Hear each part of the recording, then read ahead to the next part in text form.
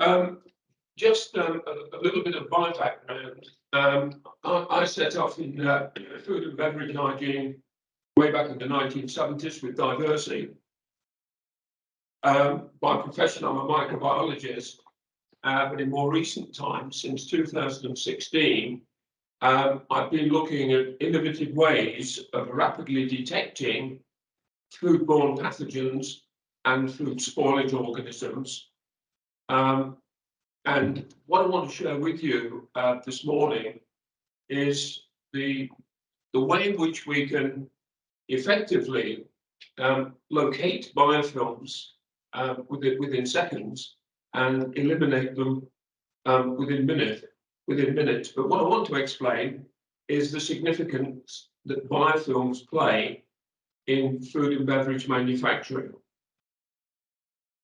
So if we take a look at this second slide, this is a paper that was produced by the University of Parma in Italy back in 2012. And it's talking about Listeria monocytogenes. And if you look to the right-hand side of the screen, there's some significant points there which should highlight the need for being able to determine where Listeria is. I just want to read you this. Just two slides I'm going to read, because I don't like reading off slides, but this is too important to get wrong.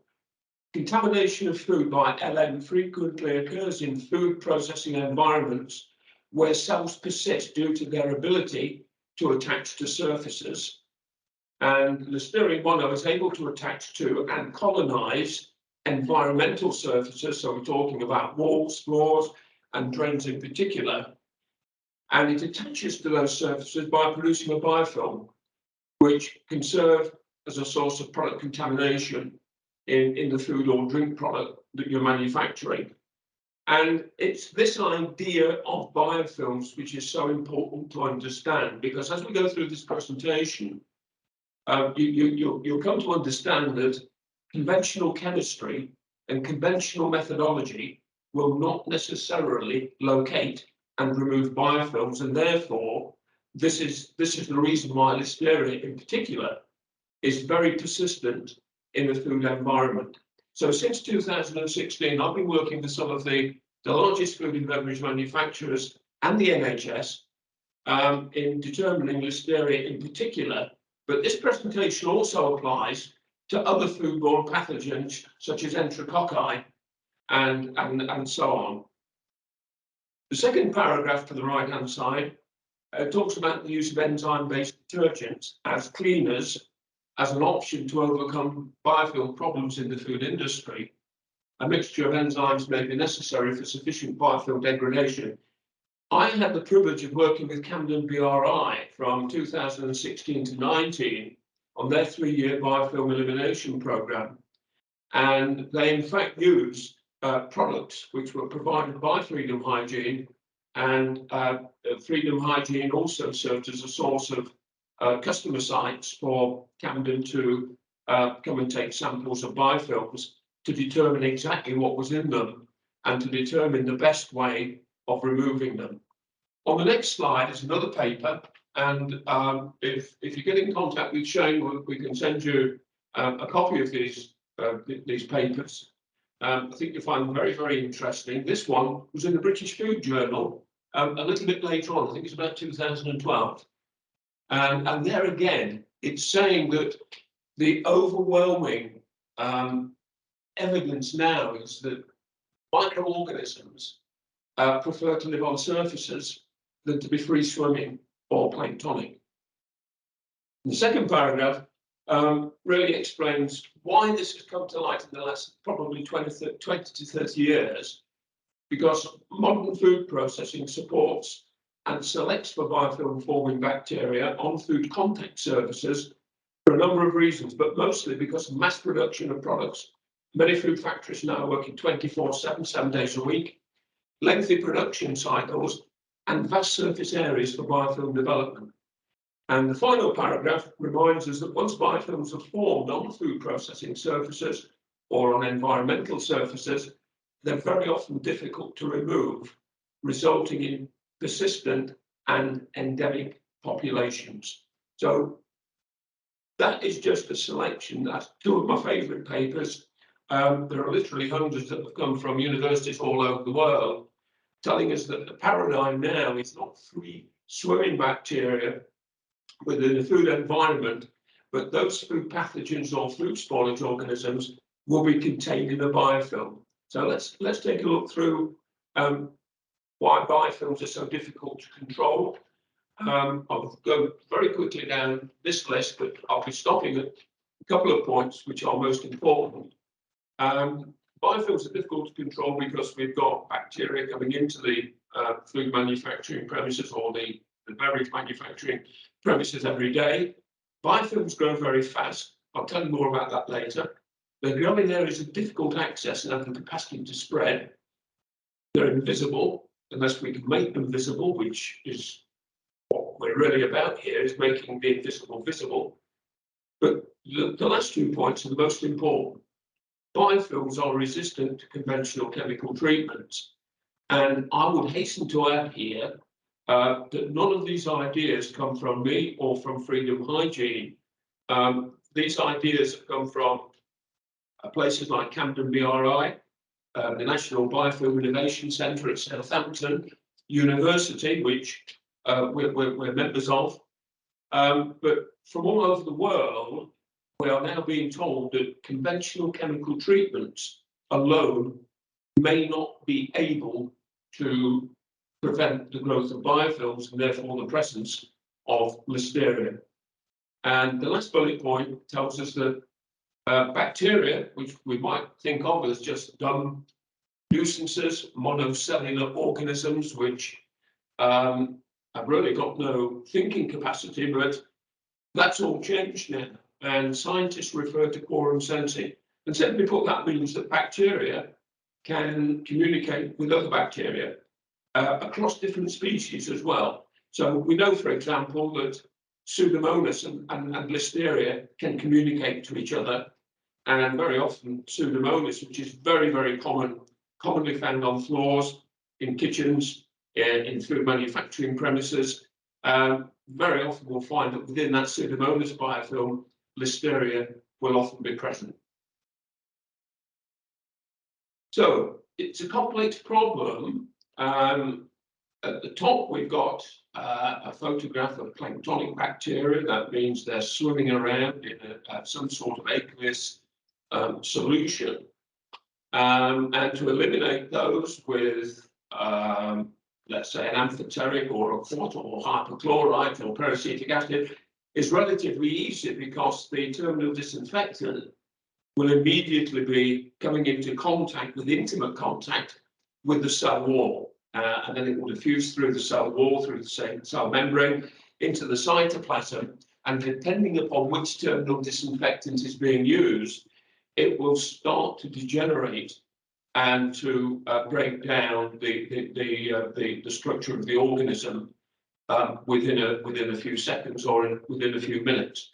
But we can forget all of that because we're now being told that 99% or up to 99% of bacterial cells will exist in a biofilm, as we see represented by the image at the bottom of the screen. This is the life cycle of a biofilm. On the left-hand side, we have the planktonic bacteria. So these will be in the atmosphere. They could be in droplets of water as water is being sprayed onto the floor. That can release particles of biofilm. It can also transmit bacteria up into the atmosphere, where they may be carried down by convection currents or Brownian movement, but they'll be looking for, and intelligently looking for as well. So this is not just a haphazard thing. These free-swimming bacteria are now looking for a source of nutrients. So this could be on a clean food contact surface, or it could be a floor. But if those microorganisms determine that it's worthwhile hanging around because there are nutrients about and all the other requirements in terms of humidity and temperature are okay, they'll start to grow and they'll start to produce a biofilm. And now we've got a really tough job in identifying them and removing them. Now, if we leave them where they are, on the right-hand side of that illustration, we see a bit of an eruption taking place. I think of a volcano where it erupts and throws ash and hot gases out into the atmosphere. When a biofilm gets to the end of its life cycle, and that's determined by its occupants, some of the occupants will actually produce enzymes which kill them, but at the same time, it releases the cap of the biofilm, and now we've got more free-swimming bacteria to relocate and cause nuisance in a different part of the factory. So that's just another illustration of what a biofilm looks like in relation to the bacteria within that biofilm and the surface underneath. So that surface could be a floor, it could be a drain, could be a conveyor, it could be a mixer, could be a slicing machine, a filling machine, anything that food or drink comes into contact with.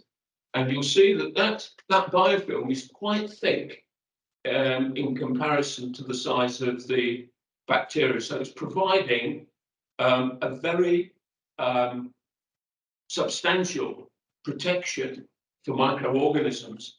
And we know, for example, that acids and alkaline detergents will not remove that biofilm unless we use a lot of brushing or padding.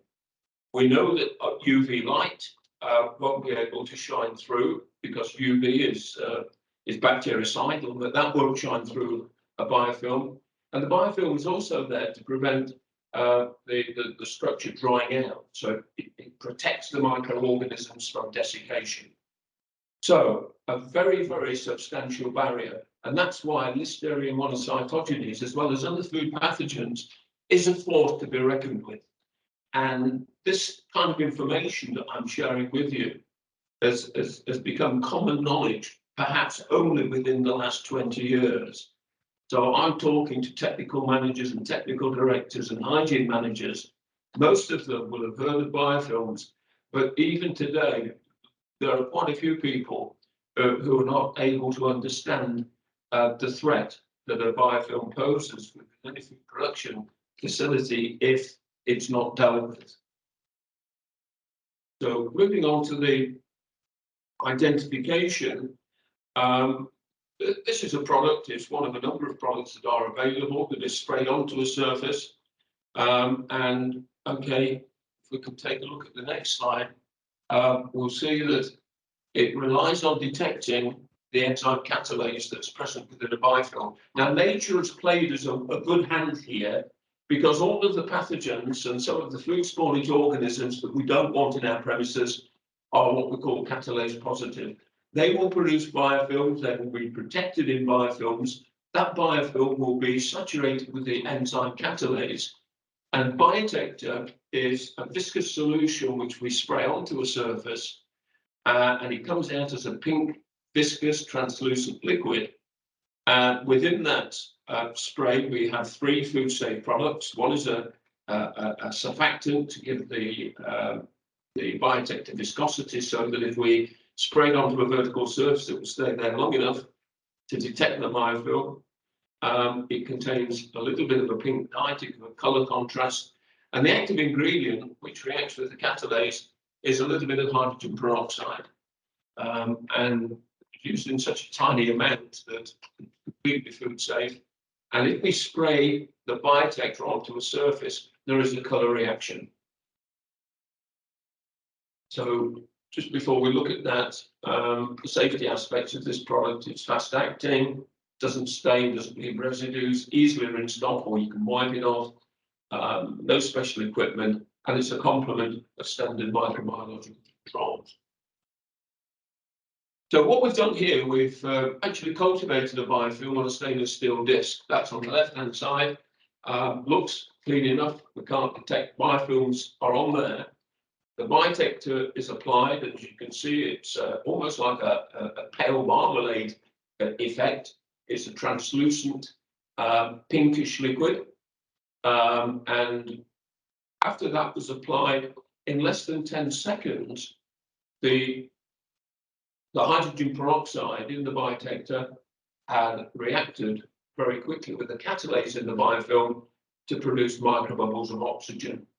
So we can see we've got millions of bubbles of oxygen there and a distinct colour change. So that is how we find them. So let's look at some practical examples. Most of the listeria that I'm detecting on behalf of some of the major manufacturers supplying the major retailers is environmental. And I've got to take my hat off to those involved in hygiene, that's hygiene managers and their teams and technical managers, because the number of listeria isolates on food contact surfaces and in food is minimal. I think we've got not only the best food and beverage manufacturing in the world in terms of choice, quality and price, but I think we've got perhaps the most diligent approach to hygiene throughout the globe as well. And it's thanks to organisations like Camden and like the National Biofilm Innovation Centre at Southampton University that I think that we lead the world in food hygiene. But this is difficult. This is a damaged floor. This is in a high-risk area. This is in a bakery that produces products for M&S. And biotector was applied to that crack you can see between the drain and a line running up the length of the left-hand picture.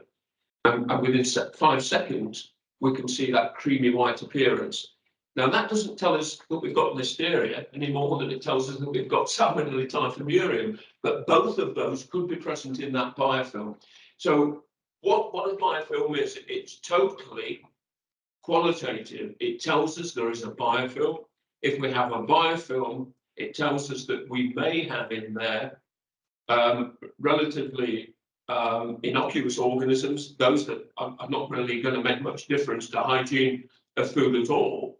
But within that biofilm, we're almost certainly going to find Listeria mono if it's present within the factory. Here we see another example of floors and drains. This one was in a fish processing factory, supplying one of the major supermarkets.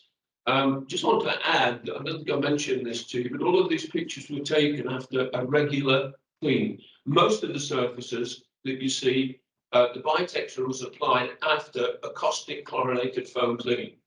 So there on the left-hand side, we've got a square with an X in.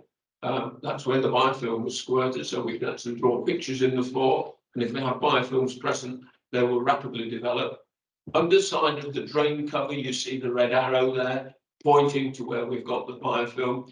Just to add that that drain cover is a dreadful design for a drain cover, because we're expecting the guy that cleans that drain cover every night to clean in every right angle, and very often there is simply not time. So just want to mention that the design of the drain cover there encourages the growth of biofilms. A couple more examples of where we can find biofilms now on food contact surfaces. A bowl chopper shaft there, that's where salmon was processed. And again, if you look at the construction of that shaft, you can see that it's several parts that have been clamped together, and it's in those tiny gaps between the different components. You wouldn't be able to get your fingernail down those gaps. But when we think of the size of bacteria, and we're talking about very, very tiny particles, what looks like a very, very narrow gap to us is probably like the Grand Canyon to Listeria mono or to Enterococci. Looking at the outfeed belt, again, it does the job that it's meant to do, and that's to convey product from one place to another. But again, a very, very poor hygienic design, very, very difficult to clean with a brush or with a scouring pad. And we can see specks of biofilm present after the traditional caustic chlorinated clean. If you look at the water hose, the grip, again, not a lot of thought goes into the design of these things, because here we can see that this is manufactured in 2 halves. And after a while, those guns will have hit the floor a few times, and the 2 halves have started to create, there is a gap running down the centre. And we believe that biofilm will be growing not only in that space, but also on the inside of the gun, so that we're never actually going to eliminate biofilms except by replacing that handgun. Chiller door handle on the right-hand side, you can see that the button has become dislodged. We've got biofilms growing behind there. And don't forget that that door handle is not a solid piece of stainless steel, it's a hollow tube. So again, we've probably got biofilms that have been growing down that door handle, and therefore we're not able to remove biofilms. So again, that would be a replacement in order to give a hygienic door handle. Moving on to a dairy, this is in a cheese cutting plant. Substantial biofilms between the drain and the floor, and we've also got substantial biofilms actually in the drain. You can see those as well. And guys, if you're using floor scrubbing machines, very often they're used at the end of hygiene to scrub and dry the floor, and very often all we're doing is spreading biofilms across the floor, like spreading butter onto hot toast. So if you do use a floor scrubbing machine, make sure that that is regularly serviced, and that if biofilms are growing on it, they need to be removed. So that's the detection part. It's relatively easy, or it looks relatively easy. I've spent since 2016 learning how not to do it, and also learning how to do it. What I mean by that is that using the product is very, very simple. It's knowing where to look, where the experience is. And this is why I'm privileged to be working with Shane and Stewart and Whiteman and Parrish. Just mention at this point that the member of Nationwide that we're working with is in South Wales, where they approached us after approaching Camden BRI. And they said, look, we've got a hospital, they've got a hospital kitchen, which is providing frozen meals for 12 hospitals in the trust. We've got listeria issues. And we went in, and within 3 weeks, we had eliminated that problem. And that's what Stuart referred to in the introduction. So if we've got biofilms, what are we going to do? We can't do nothing about it. We've got to do something. So if we look at the next slide, we've got two options here.